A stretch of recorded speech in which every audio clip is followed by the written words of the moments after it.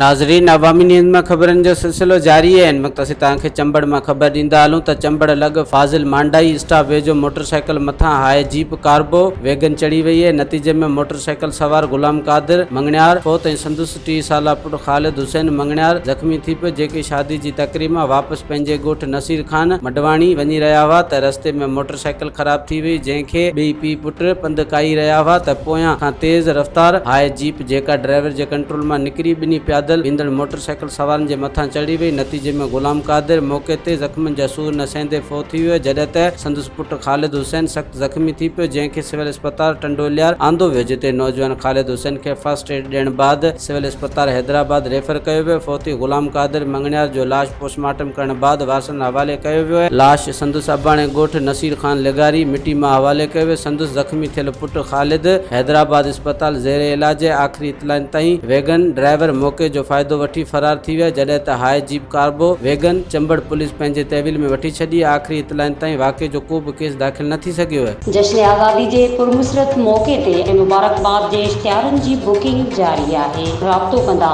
0308316188। मज़ीद खबरों और तफसीलात के लिए विजिट करें हमारी वेबसाइट www.awamiNewsHD.com।